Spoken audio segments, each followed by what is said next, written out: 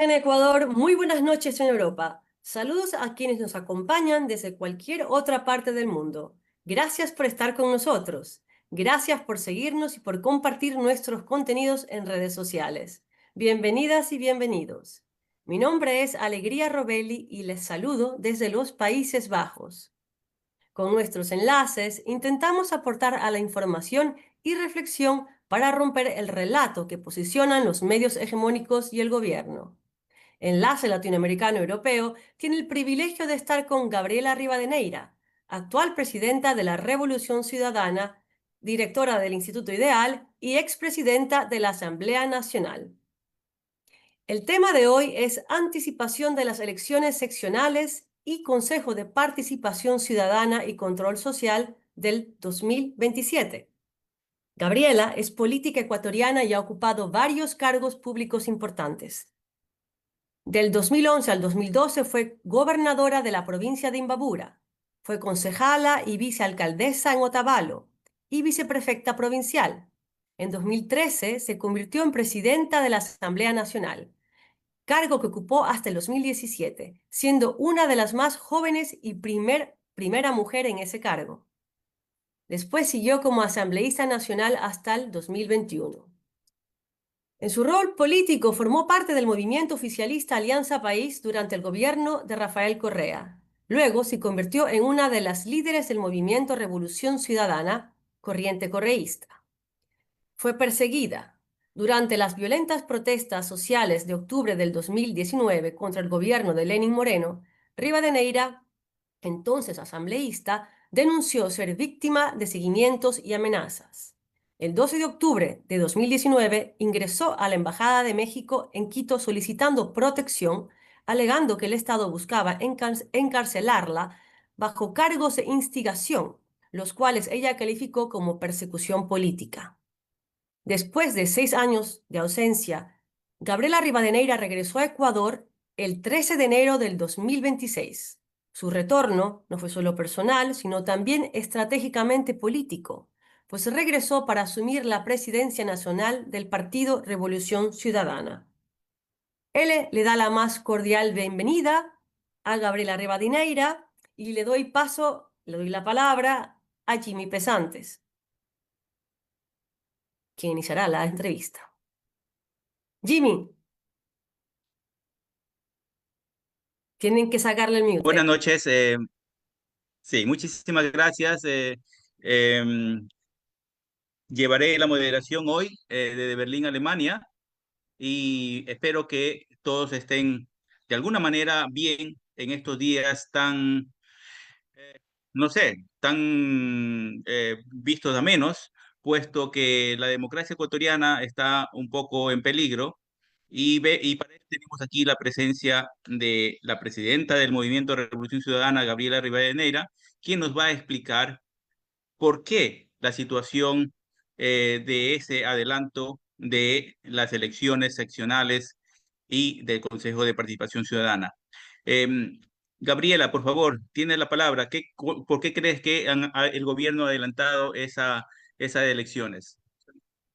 Bueno, un saludo muy especial a todas y todos ustedes. Gracias a la invitación. Enlace Latinoamericano Europeo. Realmente la situación que está viviendo el Ecuador es una situación agravante, primero porque estamos viviendo una crisis multidimensional que ha afectado gravemente el Estado de Derecho y por sí mismo estamos evidenciando una ruptura democrática. En ese sentido, lo que nosotros hemos advertido, por ejemplo, desde que regresé a tomar la conducción de la Revolución Ciudadana, es que en efecto hay un mandato político de Daniel Noboa de evitar a sus contendores electorales en papeleta electoral y que se iban a inventar cualquier artimaña para bajar justamente esos candidatos o esas opciones electorales de la lista. Y en efecto así ha pasado. Primero, la organización política, la Revolución Ciudadana, ha enfrentado una serie de procesos ilegales últimos, que además los estamos denunciando y lo hemos estado reiteradas veces poniendo en el tema del Consejo Nacional Electoral y del Tribunal Contencioso, que en Ecuador es los órganos de control electoral, pero también anclados a una disposición de fiscalía, primero de allanamiento de nuestra sede fue allanada el 28 de febrero de este año a propósito de un proceso de fiscalización de fiscalía que se implementó contra algunos de nuestros dirigentes en el llamado caso Caja Chica, que además se está cayendo por su propio peso, es decir, tratar de inculpar a el binomio presidencial del 2023 con uso de fondos venezolanos para campaña electoral. Ya vamos viendo por dónde va la dinámica directamente anclada además a las políticas de Donald Trump en contra o a partir del secuestro de Nicolás Maduro. Pero en eso que nosotros hemos sido absolutamente tajantes en decir la Revolución Ciudadana no ha recibido ni recibirá fondos, no es primera vez que nos lo dicen. En la campaña presidencial de Andrés Arauz dijeron que habíamos recibido fondos de Colombia, ahora son fondos de Venezuela, mañana seguramente se inventarán algún otro tema, pero nos allanan la sede sin que el movimiento político esté inmerso directamente en un proceso de investigación judicial. La suspensión de la organización política ahora por 9 meses que toma un juez, el juez toma el pedido a fiscalía, ese juez suspende la organización política, envían al pleno del TCE, no se vota, simplemente se notifica al CNE, el CNE tampoco lo vota en pleno y nos notifican de una suspensión por un delito que, primero, sin haber sido notificados, ya vamos 2 meses sin haber recibido notificación de que la organización política está inmersa en un proceso judicial, lo cual hace que segundo, nos quedamos sin derecho a la defensa porque no hemos sido notificados, por lo tanto no hemos tenido derecho a la defensa.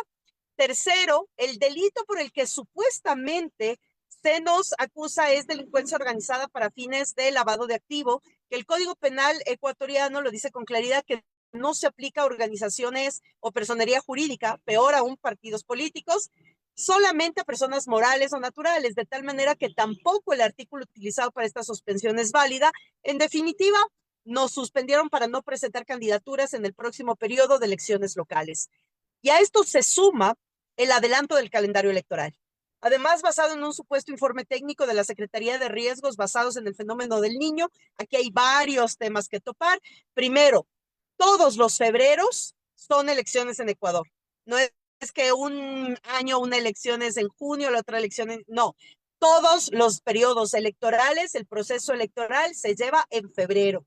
Pero es primera vez que la Secretaría de Riesgos emite un informe para el CNE que dice que hay que hacer cambio de calendario electoral por el fenómeno del Niño. ¿A quién pertenece la Secretaría de Riesgos? Al Ejecutivo. Por lo tanto, es un mandato y una orden directa de Daniel Noboa. Segundo, como esto es insostenible técnicamente, el propio director del Instituto Meteorológico, que sí son los que llevan los temas del fenómeno del Niño, renuncia porque no puede sostener que lo que dijo la Secretaría de Riesgos sea real. Tercero, la presidenta de la Cámara de Comercio de Quito termina diciendo públicamente que ella agradece el cambio del calendario electoral porque qué bueno que el 14 de febrero no se lleven elecciones porque el 14 de febrero es un día muy comercial en el Ecuador y que por lo tanto las elecciones afectaban el comercio de Quito y del Ecuador. Y cuarto, lo hacen además en el marco de las elecciones de medio término de Estados Unidos. Recordemos que hace 2 semanas atrás Daniel Noboa estuvo en toda la foto con los presidentes de derecha fascista de la región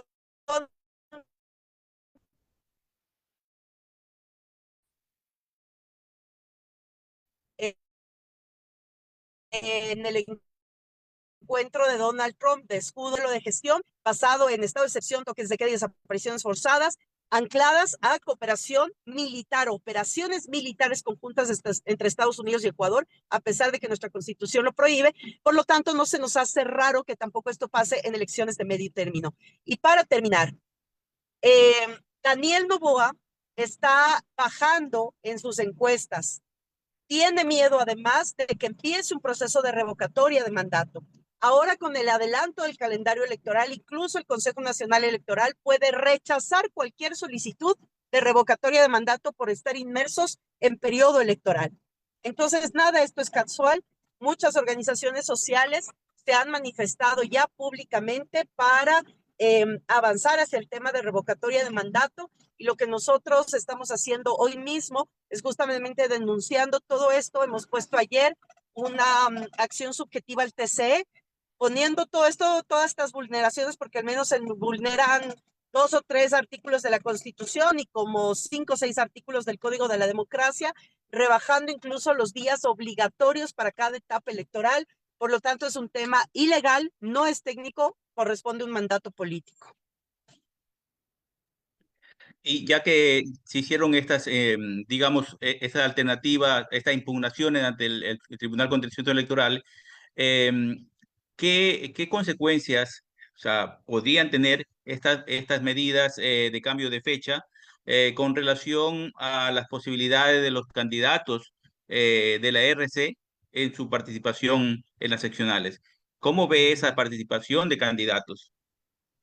Eso nos complica, porque ya la suspensión en sí misma nos complicaba, pero el calendario electoral todavía nos daba tiempo para que las apelaciones de la suspensión puedan rendir efecto. Ahora, con el adelanto del calendario, cualquier impugnación que podamos hacer como RC ya no es válida. Por lo tanto, ¿qué hemos dicho? Que desde la organización, desde la RC, vamos a seguir impugnando, por supuesto, pero esto ya no tiene que ver necesariamente con el tema de inscripción de candidaturas. Lo que tenemos que hacer ahora es justamente el tema de pedir, y lo hemos pedido, a quienes estén interesados en presentarse en una candidatura como precandidatos, tienen que desafiliarse para ir a participar por otras organizaciones de carácter nacional y provincial que se les estará indicando más adelante. Entonces, realmente esto es una dedicatoria para bajar a nuestras autoridades, que además son las que mayor posibilidad tienen de disputar las elecciones locales, especialmente en ciudades importantes como Quito, Guayaquil, Cuenca. Recordemos que en Guayaquil el alcalde ha sido secuestrado, el alcalde Aquiles Álvarez ha sido secuestrado por el gobierno de Daniel Noboa, y el presidente sale sin decoro alguno a decir en los medios y hace unas entrevistas que es su madre la que va de candidata a la alcaldía de Guayaquil por parte del gobierno, ¿no? Entonces, digamos, todo esto está totalmente maniatado, anclado a una necesidad de tomarse por asalto lo que no pueden ganar en las urnas. Y hablando sobre la unidad de la RC5, porque, porque esto de llamar, digamos, a ser candidatos a través de otras organizaciones significa que, en primer lugar, hay de alguna manera conversaciones con otros movimientos y partidos políticos, me imagino que del espectro político a la que usted representa, pero ¿qué propuesta tiene la RC para quienes decidan desafiliarse sigan siendo de la misma unidad, digamos, de las izquierdas que se proponen aquí? ¿Y qué proyecto político deberían ellos realizar en base a esta unidad que se debe dar para poder participar juntos?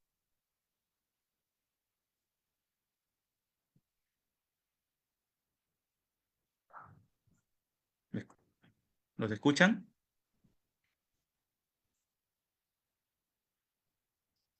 Las opciones de los Parece que se partidos cayó por las que nos podemos presentar, porque sin duda alguna, cualquier organización política que se preste para nuestras candidaturas va a ser sancionada, suspendida o retirada del padrón de organizaciones políticas.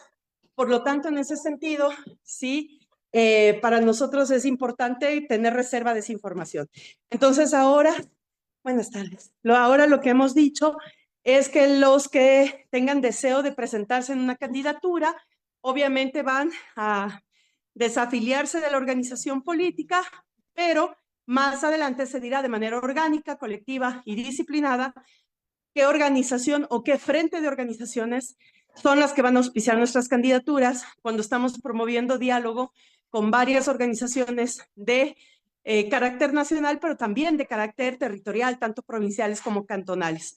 Así que opción siempre va a haber, pero el tema es hacerlo de una manera ordenada y garantizar que el voto duro del RC obviamente se mantenga a favor de las candidaturas de nuestro frente.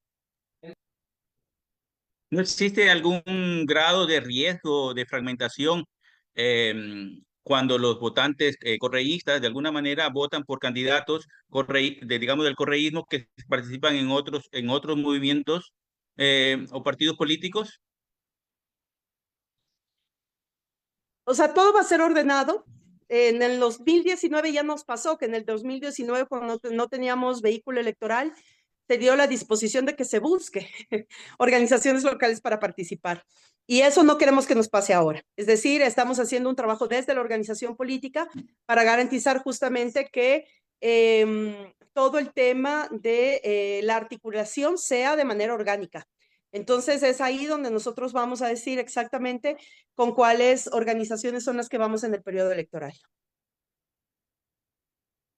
¿Cree usted que este, digamos, adelanto de las elecciones va a perjudicar de alguna manera a la RC5 o va a permanecer, digamos, fiel la militancia aunque participen en otros movimientos políticos? ¿Y a quién favorecería, entre comillas?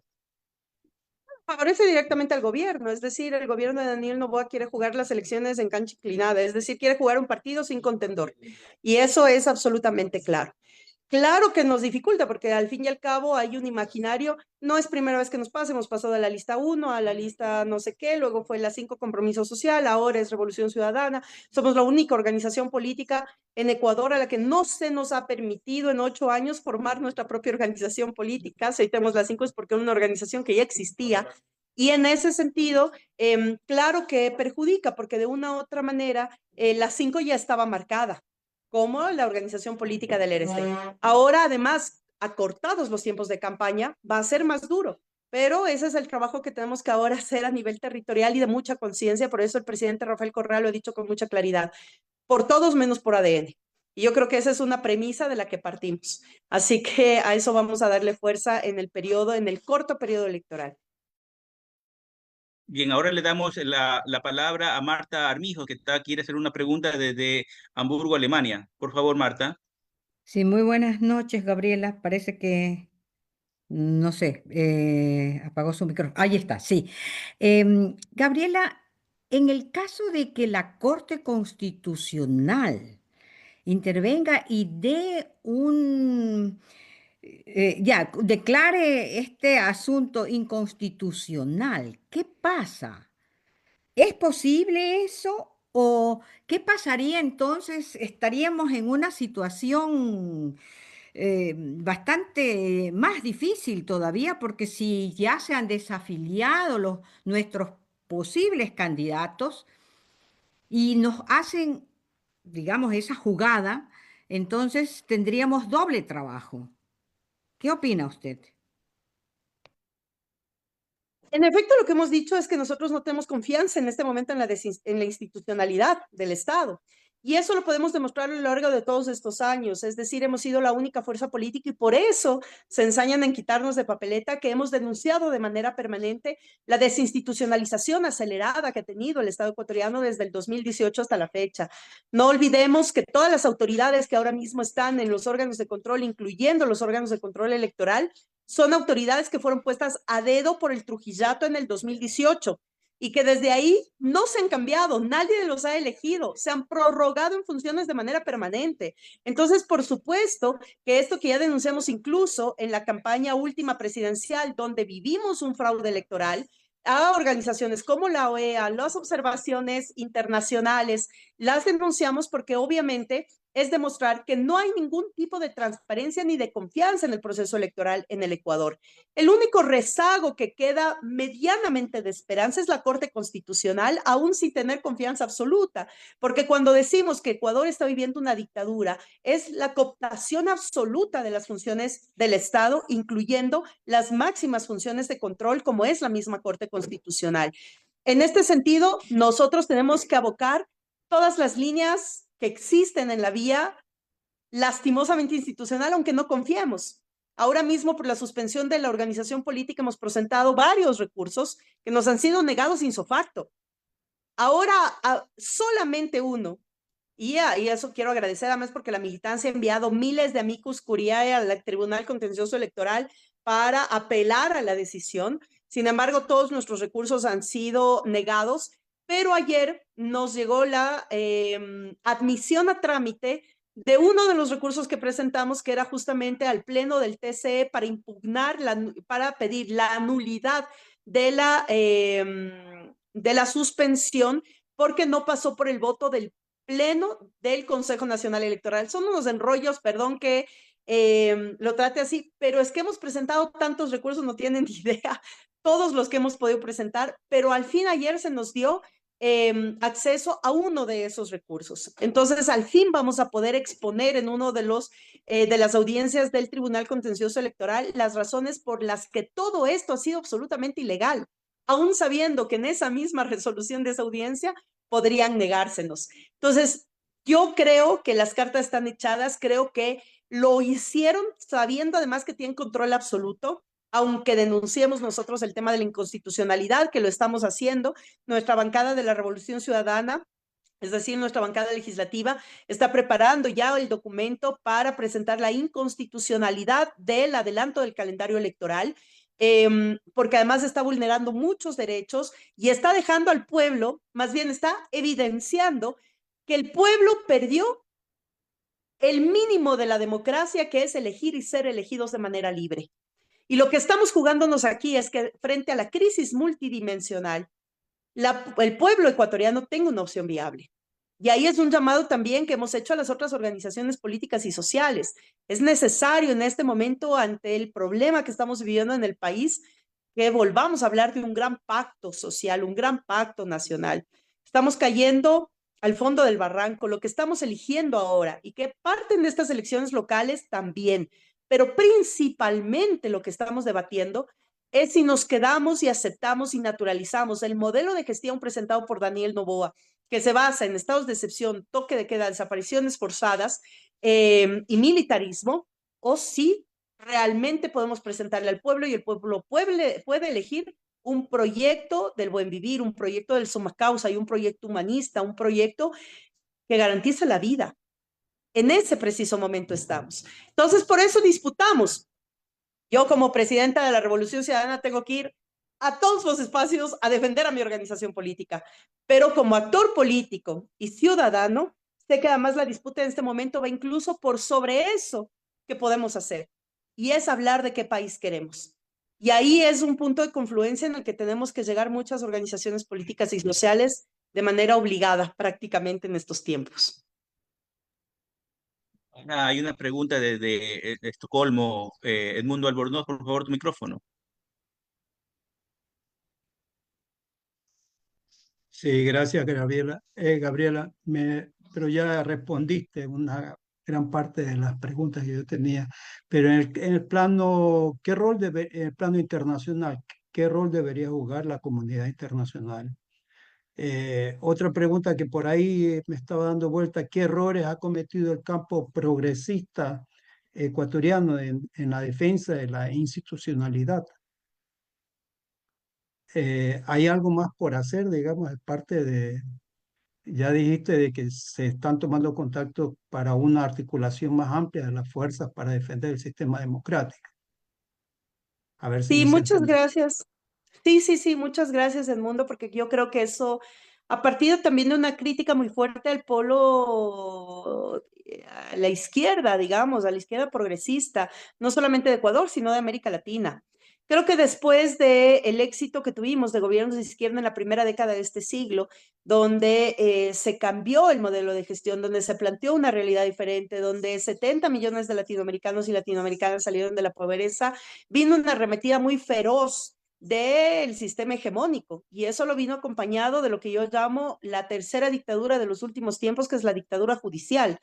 Y en ese sentido, yo creo que ahí hay un primer fallo del polo popular y democrático de nuestros países, porque tanto en Brasil, en Argentina, en Bolivia y en Ecuador, donde se ha aplicado la guerra judicial o el lawfare como mecanismo de proscripción política a la izquierda, lo que pasó es que naturalizamos. Los medios de comunicación hegemónicos hicieron su tarea y al final la sentencia contra Lula tenía validez social. No tuvo nunca validez jurídica y por eso se cayó a los 2 años todo el montaje que hicieron con Odebrecht. Pero los medios de comunicación se encargaron de darle validez social. que Cristina Fernández de Kirchner siga teniendo prisión domiciliaria a estas alturas y más de 600 procesos judiciales es una naturalización de estas herramientas. En el caso de Bolivia, de Evo Morales, todo lo que ha pasado en estos últimos tiempos a raíz de descubrir además una de las más grandes reservas de litio del continente.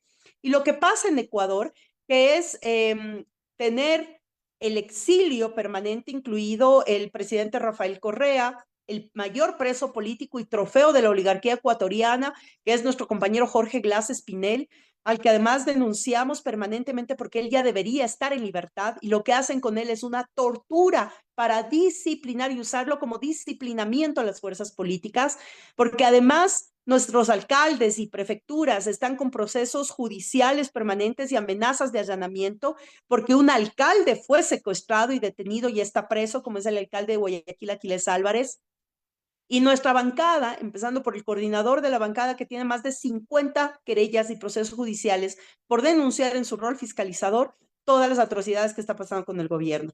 Entonces, en ese sentido, mientras nos pasaba el ERC, todo era válido. Mientras pasaba el kirchnerismo, a Lula, a Evo, todo es válido. El asunto es que empieza a debatirse más ampliamente cuando les empieza a pasar a los otros. Y en este momento conversaba la semana anterior con un compañero del movimiento indígena y decía, es increíble, hemos hecho el levantamiento de los procesos judiciales y hay más de 300 líderes del movimiento indígena judicializados. Entre esos, por ejemplo, por casos como terrorismo internacional, después de lo del último paro. Entonces, llegamos en un momento en el que esta crítica a la falta de articulación del polo popular y democrático, es decir, a las fuerzas de izquierda del país, sea organización político-social, en la que se naturalizó de que todo esto esté direccionado al correísmo. Mientras esto pasaba, no había problema.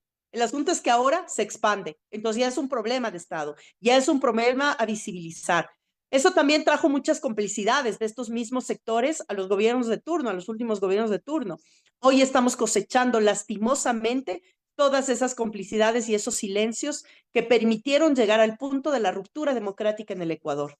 Ahora, ¿qué queda por hacer? Por supuesto que siempre hay alternativas. Y lo que nosotros hemos estado llamando y llamamos de manera permanente es a sentarnos en la mesa, a conversar más allá de los intereses electorales, en plantear qué proyecto país puede ayudar a consolidar un gran polo o un pacto social. Sea este como se llame, un frente nacional, cívico, nacionalista, no sé, pero es sentarnos a debatir. Hace un mes y medio tuvimos una experiencia interesante. 11 de 17 organizaciones políticas confluimos en un espacio de diálogo donde definitivamente organizaciones de derecha, centro, izquierda, ya denunciábamos y nuestra preocupación fundamental es la ruptura del Estado de Derecho. Entonces, como yo digo ahora, no hay agua tibia que inventar, la Constitución tiene que ser reivindicada. Y eso que fue reivindicado por el pueblo ecuatoriano en noviembre del año anterior en las urnas, hoy es una obligación ética y moral reivindicarla desde la clase política ecuatoriana para que ese sea el polo de confluencia. Entonces yo siempre creo que hay esperanza, siempre creo que hay algo por hacer. Lastimosamente la cultura política ecuatoriana y latinoamericana ha sido también muy clientelar y paternalista, producto de los permanentes procesos de colonización. Eso es un tema que hay que debatirlo, digamos, en otros espacios, que hay que hacer mucha pedagogía popular, que hay que hacer mucho de lo que Andrés Manuel en México decía, la revolución de las conciencias. Creo que ese es el camino al que tenemos que seguir, pero hasta que eso pase, que son procesos más largos, la clase política tiene una responsabilidad inmediata. Y yo espero que todos estemos a la altura y a la madurez política para poder enfrentar este gran debate, que digo, más allá de las elecciones y más allá de la situación particular del ERC, es una necesidad emergente en respuesta a lo que estamos viviendo como pueblo ecuatoriano. Cristian Mendoza desde Londres quiere hacer una pregunta. Por favor, Cristian, tu micrófono.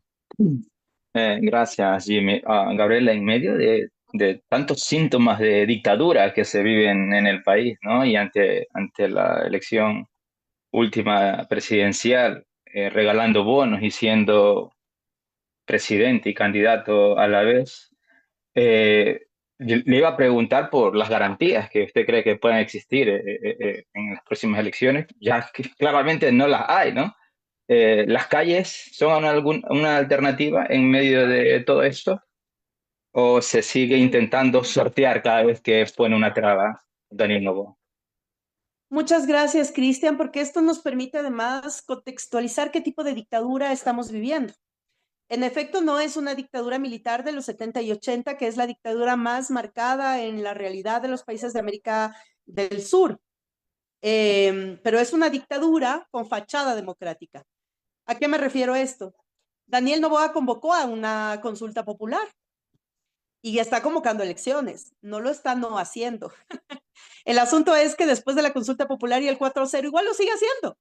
Es decir, la mayoría parlamentaria, que además se conformó una mayoría con independientes, ahí hay que ver y sancionar socialmente a los independientes que se han vendido al poder de turno, porque aquí el ser independientes no es tener más alta la vara moral o ética, no, ser independientes es no rendirle cuentas a nadie, al definitiva, ¿no? Por el voto que estás ejerciendo. Y todo lo que el pueblo ecuatoriano en la consulta de noviembre le dijo no a Noboa, lo están pasando por las leyes en la Asamblea Nacional, que además son leyes inconstitucionales. En la Corte Constitucional están en fila como 8 leyes recientemente aprobadas que están con demanda de inconstitucionalidad por esas evidencias que están marcando. Pero entonces Noboa dice, pues yo convoco a consulta, estamos consultando elecciones, pero lo que está diciendo es, no me importa la voz de la gente. Si ustedes votan no, no me importa, yo igual lo voy a hacer. Vamos a elecciones. Si ustedes pueden participar, no me importa.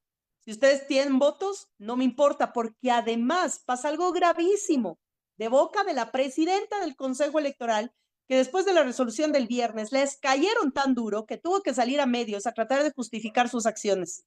Y ayer en una entrevista en Canal Nacional, la presidenta Diana Tamaín dice con absoluta claridad, una cosa es ir a las urnas y otra cosa es elegir. Y lo dijo textualmente. Dijo, vamos a ir a las urnas el 29 de noviembre, pero vamos a contar el voto del 2 de enero al 14 de enero, alguna cosa así. Entonces, el periodo, del 2 de enero al 14 de febrero. Entonces, el periodista le dice, ¿cómo? O sea, ustedes van a llamar al voto y van a guardar los votos un mes hasta volver a abrir. Entonces, ¿para qué sirve el hecho electoral? ¿Para qué sirven las juntas receptoras del voto? ¿Para qué sirve el control electoral? ¿Para qué va a servir las observaciones internacionales electorales que vengan a garantizar mínima transparencia? Es un simulacro. Lo que quieren hacer es un simulacro. Y lo que quieren es, después de ese simulacro, cantar los resultados que Noboa les determine.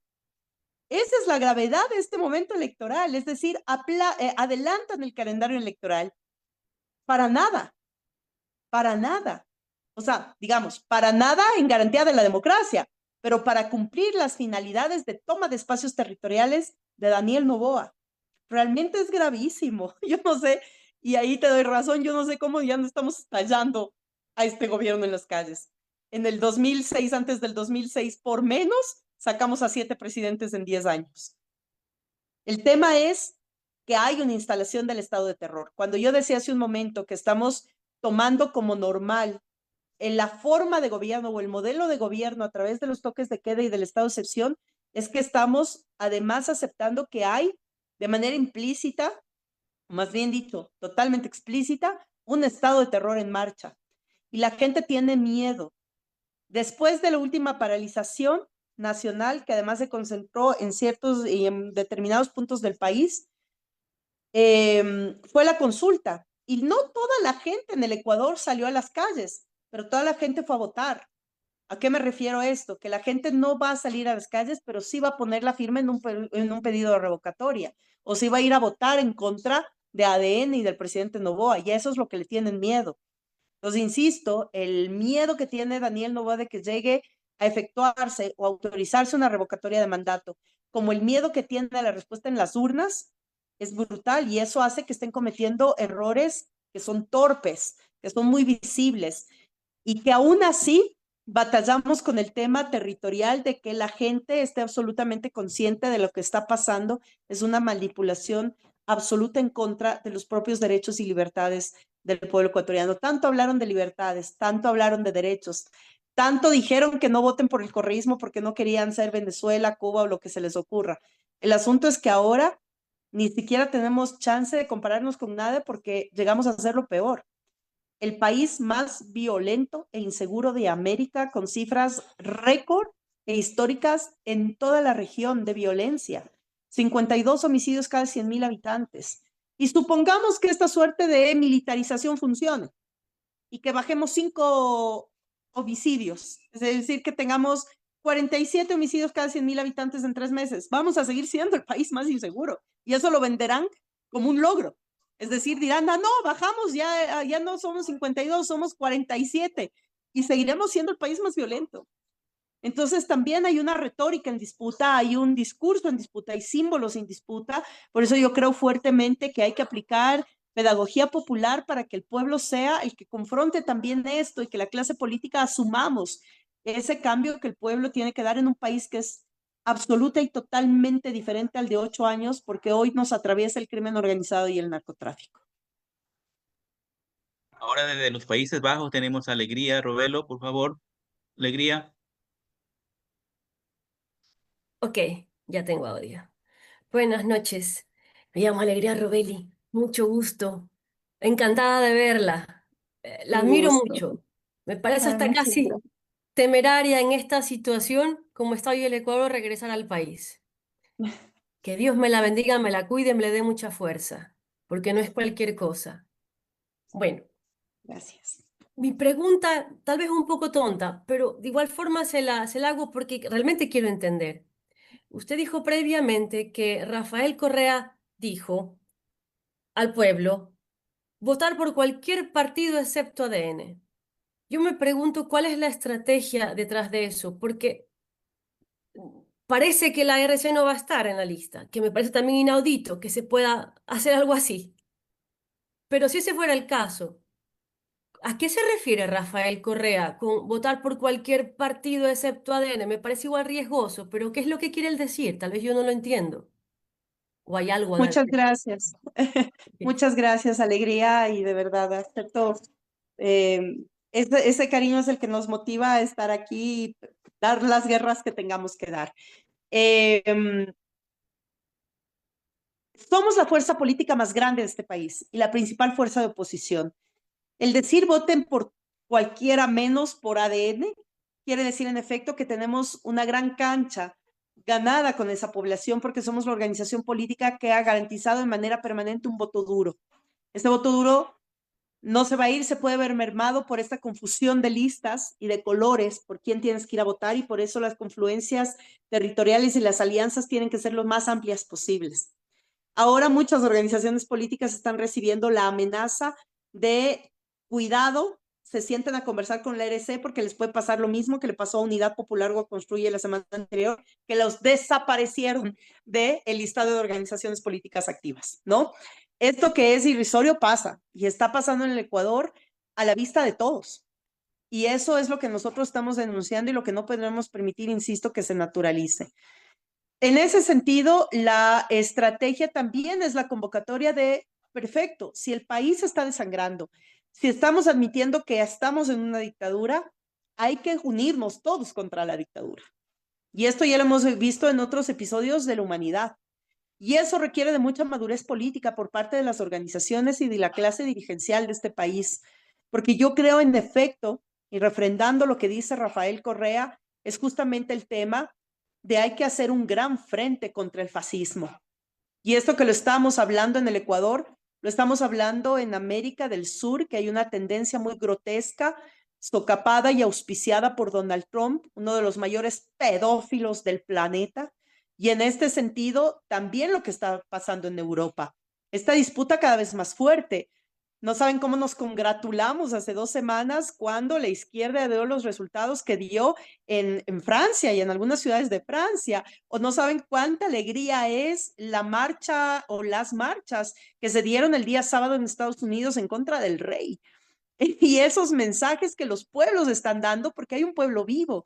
Y trayendo eso al Ecuador, la Revolución Ciudadana ha demostrado en estos años que es mucho más que un número y que aún nos afecten en un casillero electoral, que obviamente es importante, seguimos viviendo y seguimos siendo fuertes.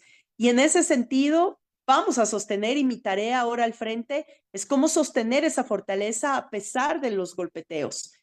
que aún sabiendo que nos lo van a dar, nos duele. ¿Cómo no decirles que yo desde el día 1 que llegué acá sabía que nos iban a quitar el partido, que no nos iban a dejar participar? Lo sabemos, lo luchamos, pero cuando llegan las resoluciones, duele.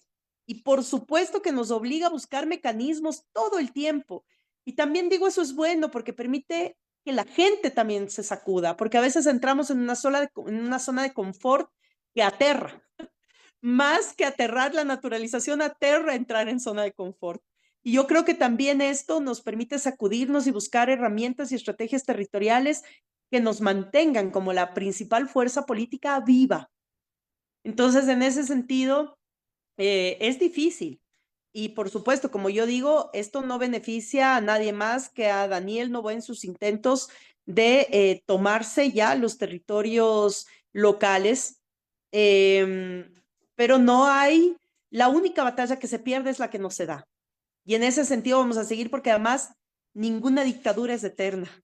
Y al otro lado, el día siguiente de que se acabe la dictadura, tiene que haber una alternativa de vida para la gente, para volvernos a ilusionar, a enamorar, a motivar, porque hay mucha desesperanza en el Ecuador. Y eso nos duele porque es la muestra más clara de una sociedad lacerada. Y ahora yo creo que es la oportunidad que tenemos también de generar una nueva ilusión, un nuevo espacio de confluencia, un nuevo espacio del abrazo. Como yo digo, hoy la Revolución Ciudadana también tiene que ser un espacio para abrazarnos, para mirarnos, para sentirnos y para organizarnos. Así que yo aspiro que sí, este momento que estamos viviendo nos sirva para eso, principalmente. Muy bien, ya casi al final de nuestro conversatorio, tenemos todavía dos manitos alzadas, espero que haya un poquito de tiempo. Eh, Recordarles que estamos conversando con Gabriela Rivadeneira, presidenta del Movimiento Revolución Ciudadana de Ecuador.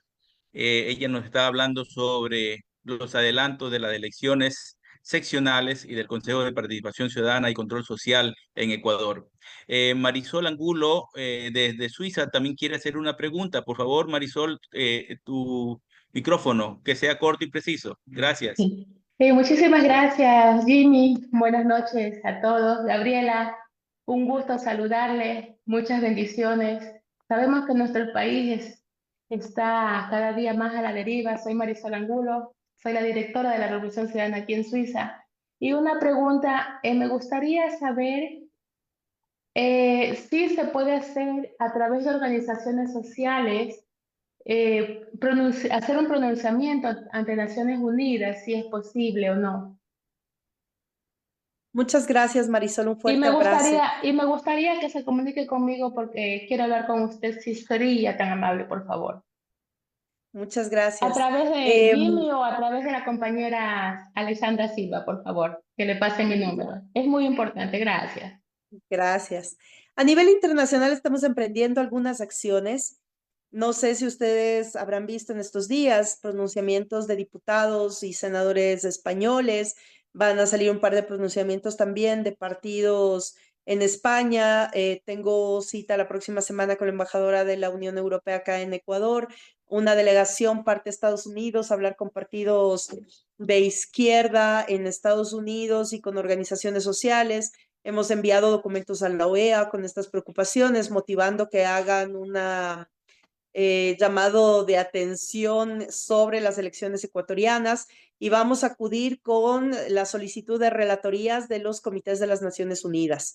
En ese sentido hemos analizado varias acciones y creemos que esa es la vía más adecuada en el sentido de la rapidez, porque si ponemos una denuncia, pues demora años, ¿no? Muchas veces en los órganos internacionales, así que queremos apuntar a las relatorías de las Naciones Unidas que suelen ser más efectivas para evidenciar lo que está pasando en el Ecuador, porque además lo que pasa aquí es un globo de ensayo. Si en Ecuador funciona, será la nueva estrategia para América Latina y eso es lo que debemos de tener. Muy bien, ahora de Italia, María Calle. Perdone, disculpe, compañero Jimmy, muchísimas gracias. Bueno, yo soy fundadora de una organización social. Ya. Y ya, bueno, cuando me llamen, hablamos y ya podemos concretar cualquier cosa. Muy amable, muchas Muchas gracias, Marisol. Por estar. Ya, ahora tenemos a María Calle desde Italia, quien también tiene una pregunta. María, por favor. Sí, buenas noches. Muchísimas gracias a Gabriela nuevamente por estar en nuestro espacio y muchísimas gracias por extender aunque un poquito su tiempo. Bueno, mi pregunta va bien directa. Tenemos una generación de jóvenes de 18 a 25 años que creció políticamente viendo escándalos de corrupción, violencia sin precedentes y ahora proceso electoral que muchos califican de manipulado. La revolución ciudadana en sus cuadros, no solo, y también en su militancia, ¿cómo está viendo este punto de vista y cómo está considerando los jóvenes? Visto todo el proceso engorroso y muy que yo también coincido con Cristian sobre los síntomas de dictaduras muy fuertes que quizás nosotros jóvenes no los logramos a delinear completamente. Y ese puede ser uno de los espacios más retadores, porque en efecto hay una ruptura cada vez más evidente generacional producto de la avanzada tecnológica y de la inteligencia artificial, eso es innegable. Ahora el asunto es que también han sido ciclos en los que permanentemente los jóvenes estamos en esta situación, es decir, yo recuerdo cuando tenía 16 años y en el colegio me preguntaban quién quería ser político y todo bajábamos la mano y nos escondíamos, nadie quería ser parte de la clase política porque era absolutamente prestarte para un espacio podrido, corrupto, etcétera.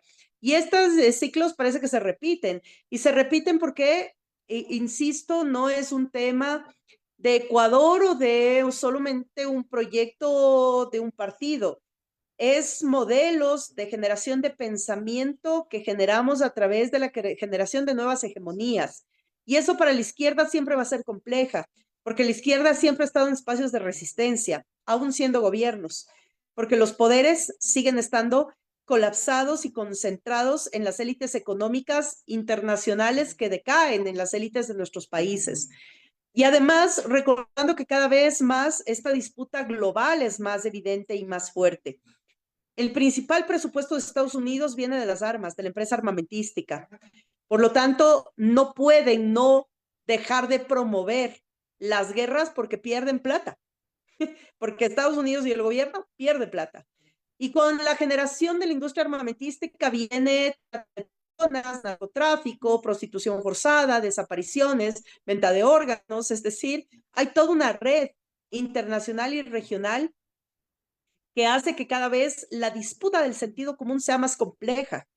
Y en eso, quienes tenemos una memoria un poco más larga, quienes hemos vivido otros tipos de procesos o momentos históricos, podemos discernir, pero los jóvenes no.